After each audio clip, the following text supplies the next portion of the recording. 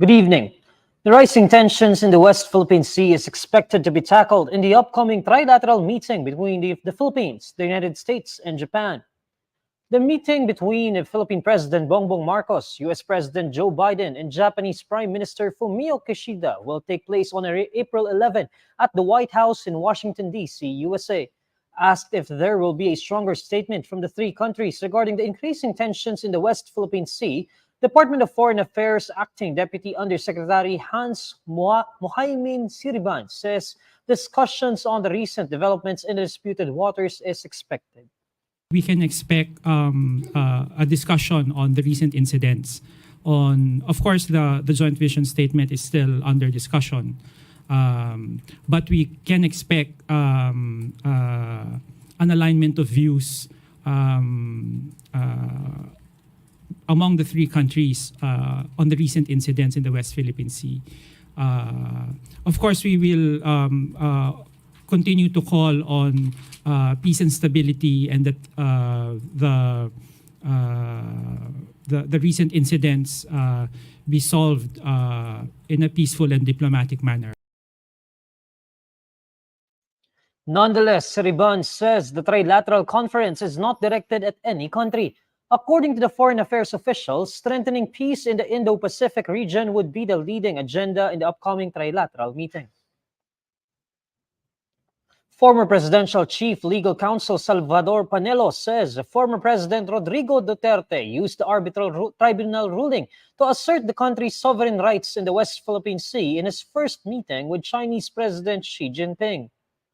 In a press conference, Panelo underscores this detail amid growing condemnation of the alleged deal that the former president made with China regarding the West Philippine Sea. According to Panelo, Duterte mentioned the arbitral ruling that dismissed China's 9-line claim in the South China Sea during the former president's meeting with Xi in Beijing in 2019.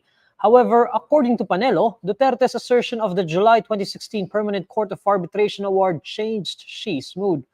Meanwhile, Panelo claims that Duterte denied making an agreement with China regarding the West Philippine Sea, contradicting his fellow Duterte administration colleague, Harry Roque, who made the bombshell revelation in late March.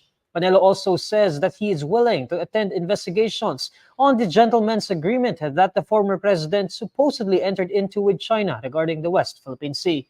Senator Risa Ontiveros recently filed Senate Resolution number 982 urging the upper chamber to look into the controversial deal.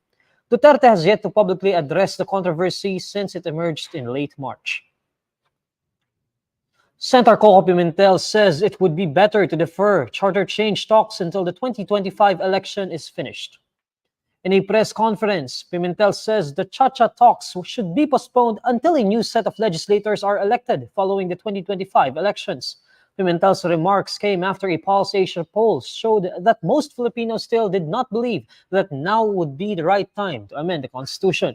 Pimentel says the previous People's Initiative bid, which senators believe was steered by some of their counterparts in the House of Representatives, tainted the public's view of Cha-Cha.